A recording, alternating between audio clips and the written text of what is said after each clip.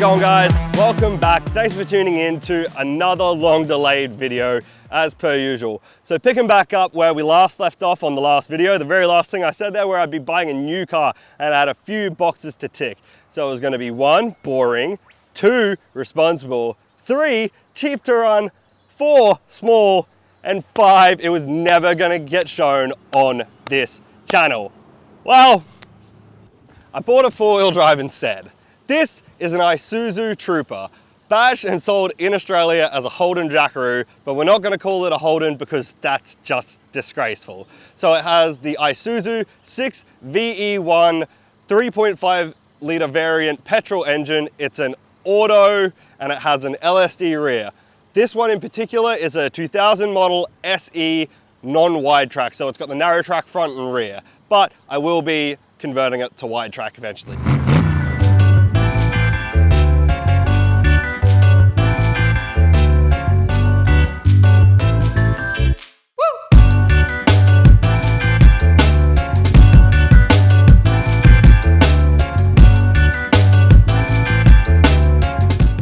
So why did I buy a Jackaroo, and why, in my opinion, was this still the responsible decision? Well, it comes down to a few things. One, COVID fucked the car market. If I wanted to buy what I was kind of looking at buying, which is like a 2008-ish Hyundai i30 wagon, something I can still haul all my gear in, but is small and economical, I'd be looking at spending like $5,000 bare minimum for something with 250,000 plus Ks. That, to me, that's not worth it. I got this V6 Jackaroo for $2,950 with 260,000 kilometers on the clock. It is in fantastic condition. It is the narrow track, yes, so I will eventually have to replace the rear diff, but my CV axles and my lower ball joints have split boots, so I need to replace them in the long run anyway. So really, upgrading to the wide track is just servicing my vehicle in the front. So it kind of just made sense to get this one and still have something that I can take camping, four-wheel driving, get me really anywhere I need to go, have all the space in the world, be able to transport materials and stuff now that I'm getting into my fabrication, and still be able to work on the Honda. So no, don't worry, the Honda's not going anywhere. I'm never gonna sell that thing. I've said it once, I've said it a million times, it's not going anywhere. I have big plans for it, and this, more than anything, will enable me to do that. Every camping trip in the last 2 years I've taken the Honda on, I have had to worry about it being reliable, whether I've done all my servicing correctly or in time, whether I have other concerns about safety, because I'm modifying it in such an extensive way and have such big plans for it going forward. It just made no sense to not get a four-wheel drive. In the long run, I would have sold whatever boring thing I got, probably for less than I bought it for, because the car market is going to go back that way eventually. So this is what I ended up with. I've had it for about 3 months. I fucking love it. It has the kind of power I wish the CR-V had. That said, I'm sure you noticed in the intro clip, this on 31s scraped up the same hill that the CR-V idled up. Not four-wheel drive, low range. This scraped, neither of them struggled. It's just, it's gonna be really interesting going forward now as a four-wheel drive owner, comparing the Jackaroo and the CR-V. So what does that mean for the Jackaroo then? Is that gonna get modified? Well, yeah, but like not in any extreme way. I am gonna put a lift on it. It's a torsion bar front, so I don't need to worry about that for lifting the front. I'm just gonna wind that up. I'm gonna do a very modest 2-inch spring lift in the rear with extended shocks. It needs new shocks front and rear anyway, so it's just simple upgrades. These are all things that I would be replacing anyway. It's an old car, 20 plus years old. It's got 260,000 kilometers. It needs some refreshment. So with that all said, this has become the responsible choice because it still allows me to go camping, which after my recent camping trip, I have realized is critical to my mental health. 2, I'm self-employed and I drive about 600 to 800 kilometers a week for work. So I need something that I don't have to stress about all the time. Now, in saying that, the one thing I will say in its downside compared to the CR-V that kind of teeters away from the responsible side is that I get the same fuel range pretty much from the CRV to the Jackaroo, despite the Jackaroo having a 30-litre larger tank. So 55 litres in the Honda typically gets me 500 to 530 kilometers when I don't have issues like my wheel bearings, where the Jackaroo, I get about 570 to 580 kilometers to a tank, and it's got an 85-litre tank. So it does sting a bit. But again, in the long run, it is the price you pay for having something much larger, and I can now tow. Anyway, I have a lot to do this episode. I put the light bar on the Honda. I'm making so many different things. I'm really getting into my fabrication. So honestly, I do have a minor thing to fix on the Jackaroo, but really this is going to be the episode where I get heavily into my fabrication. So expect to see a lot more fabrication, a lot more camping, a bit of the Jackaroo, and some really cool stuff on the Honda that we'll get into in the next episode. But I'm going to stop dragging this on and get to it.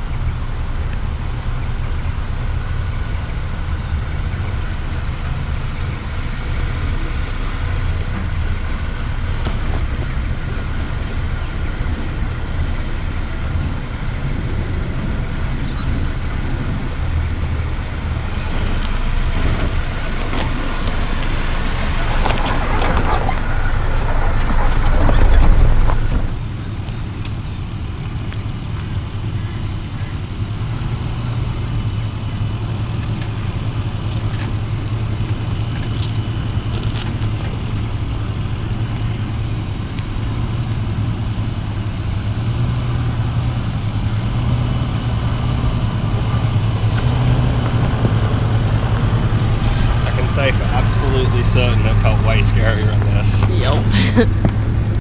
Hey guys, so I've pretty much sped through the majority of the process so far, but we're going to pick up from here because this is where it's kind of interesting. Long story short, I've got my old curved light bar from the roof. So what I actually found was that when driving on road or highway, it would vibrate enough that it looked like it was strobing. So I took that old crappy mount apart. It was pretty dodgy anyway. And I've come up with a new solid way of mounting it. So I'm getting to that today. So what I've got is I've got two plates over here where I've already marked where I've got to drill the first hole. I've got my drill here with an 8mm bit on there. So I'll probably just do a pilot hole first because this is 4mm steel. Once I've got those in place, I'm going to bolt them to the light bar and sit them in place. I'm going to mark the second hole, drill those just so I can get it nice and straight. And when that's all finished, what I'm going to do is I'm going to take the light bar off the brackets and I'm going to weld it to the basket. So it'll have these nice flat face plates and the light bar will mount flush with the top of the basket here. So it won't interfere with anything I'll be putting on the basket, and it won't create too much extra wind resistance, which is another issue I had previously.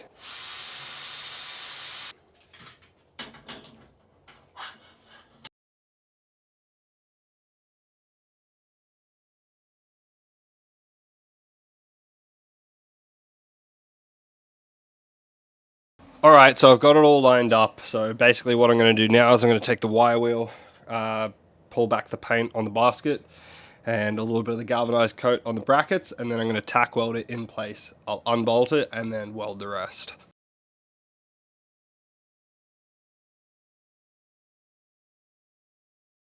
Alrighty guys, so that faint humming you can hear in the background is my welder all powered up, ready to go. I've got my ground spot on. I've got riser plates underneath the brackets to keep them pressed up against the tube so it's all nice and flush. Spot weld these in a couple of places just to hold it in place. Then I can unmount my light bar and start going through and welding up the rest of it. The jank setup is this, holding it down with just enough weight so it's not bowing, but holding pressure on the plate so it's staying in place properly. It's all risen up properly. Otherwise, we've got the safety gear, so let's just get going. Alrighty guys, as you can see, I've pulled away the light bar now, so that's on there pretty solid. So I can get that out of the way and properly try and weld these. The spot welds I did are atrocious, so I'm gonna play around a little bit and try and get my settings a bit better.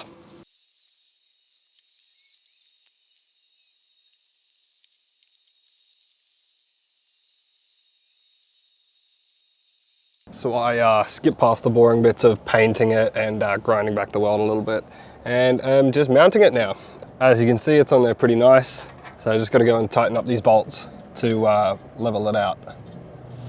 I'm going to want to pick up a garden shed, and I need some new tie down points on the trailer I'm using. So I've got these just post anchors. I'm going to chop it short. I've got this bolt in the middle. I've got 2 of them. And I'm just going to be welding this bolt. So it basically just acts as a pin for the hook to hook onto with the ratchet straps. And I'm going to weld it front and back of the trailer. So I'm just going to get this plugged in and cut it so it's down a bit shorter so it's not hanging out as much.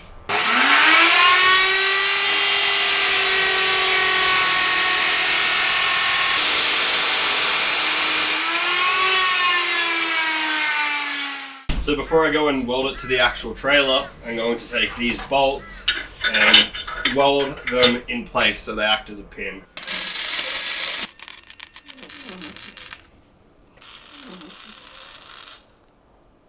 So here's the deal, my camera went flat and I pretty much ran out of space on the memory card anyway. Doesn't matter, it's all done. This is what it looked like at the end of it.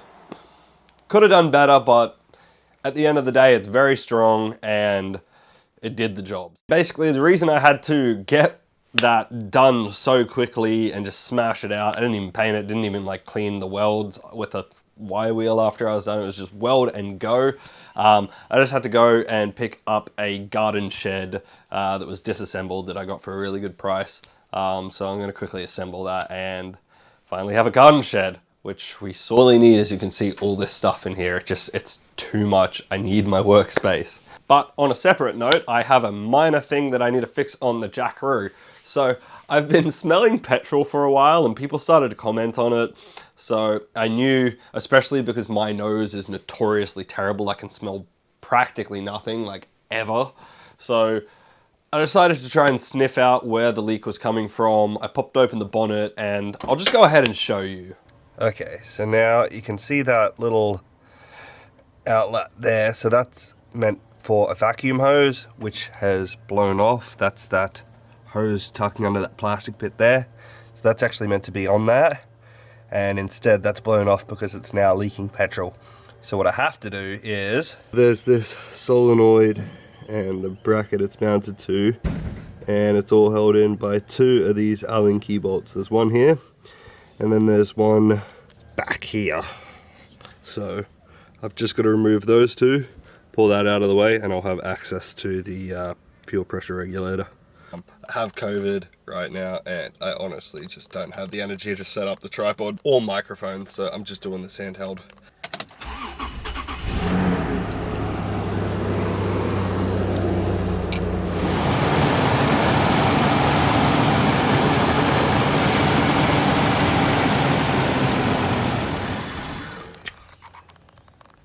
Perfect.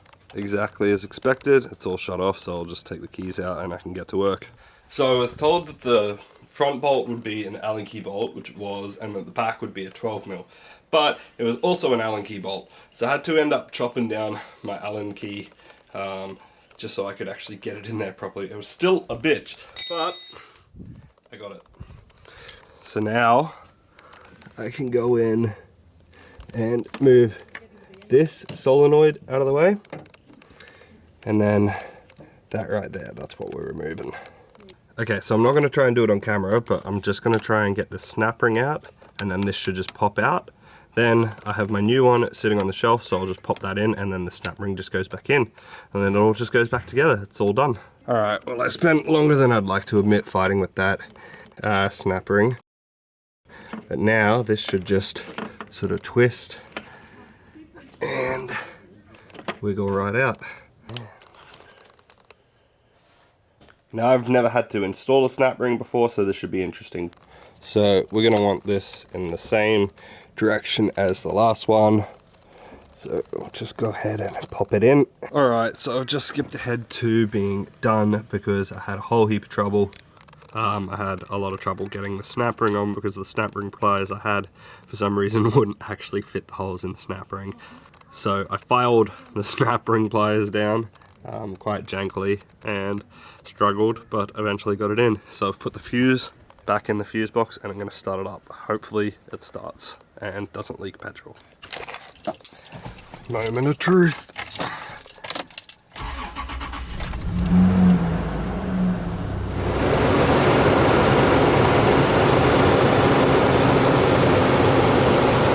Seems like we are running all sweet. What the fuck? That's a mess, that's a mess, that's a mess, that's a mess. Everything's a fucking mess, so I'm gonna clean it. And then I can build my bench, at least a little bit. Let's do it.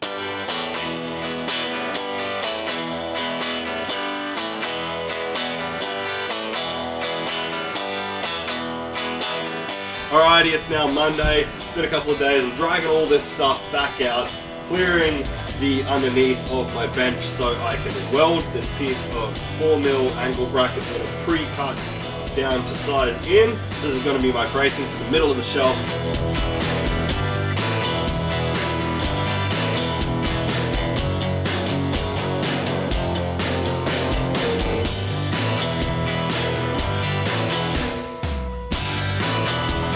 Got that all welded up.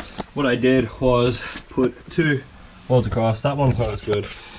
That one's alright. I think that was probably my best one. I grinded it back a bit so it looks a bit ugly now, but yeah, I was basically just giving additional bracing to the bench.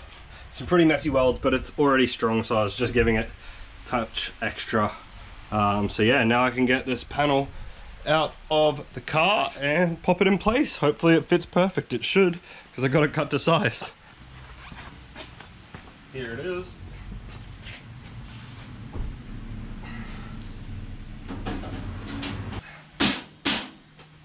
Yeah, I'm not going to be able to hammer that down without it going along, so I'll just take a smidge off the corners.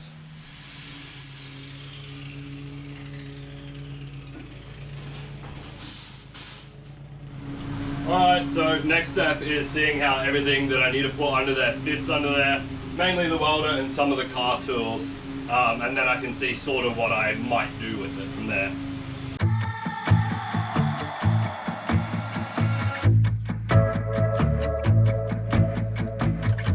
I'm just going to basically create like a frame, so that when I go and weld the back piece in, it's just got some additional bracing, because this piece is one single folded piece of 2.6mm or 3mm. I think it's 2.6, but I'm not sure. Anyway, that is 2mm, but obviously it's not folded, so rather than just welding it and trusting that to be stable, I'm going to add some additional bracing. That's just a bit overkill.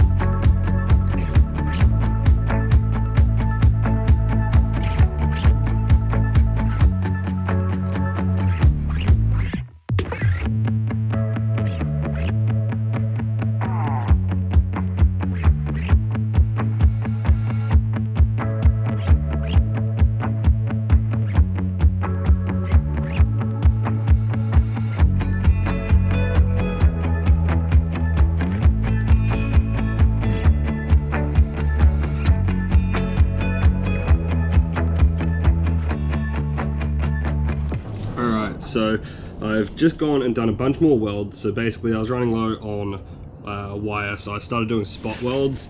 It was also just really good practice for me to just get better penetration rather than trying to do a big long bead. Honestly, this is more than enough. I've done so many of these. This is never coming off. And I actually got decent penetration, I think, on most of them because I started underneath. So yeah, I'll flip it over in a minute, but you'll see yesterday I just did some terrible ones where it was only attaching to the square tube. I ended up grinding back the gal coating to get better better penetration, and I find that worked out really well. So I've got all these done, but unfortunately I did run out of wire spool, so I can't finish that until I get more wire. So until then, we'll call it. I really like the look of just spaced out spot welds. I could have marked it and done it evenly, but that, I reckon that just looks cool. And if we flip it over, you'll see only the initial spots where I was struggling was where I blew through. All the spot welds, you can see, heated up the gal plating on this side. They did penetrate, but they didn't blow through, so yeah, really happy about that. I will still be painting this, so it won't matter too much, but it's good to know that I'm getting better.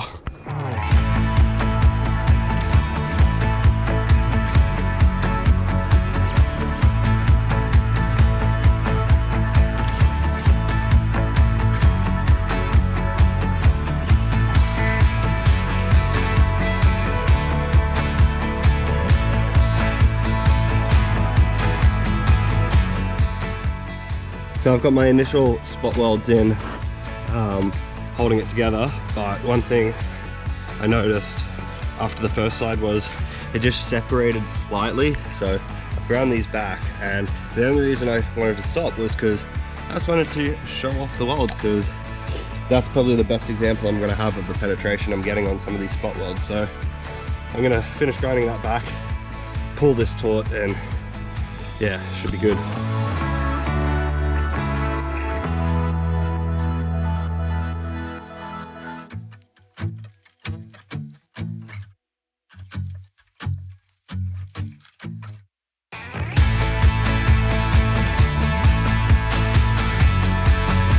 Well, here it is. This is where I'm going to wrap up the video, because this has been a mission. I'm gassed. I still need to add one support beam down the back there and then weld it up so that it's not bowing, but it's on there nice and solid. Got quite a few welds holding it together. Got a few down the corners here, enough to hold it up, so I'm not concerned it's not going to be moving. So yeah, now I just got to pack everything back up again for like the 5th time. Thanks for watching. See you in the next one.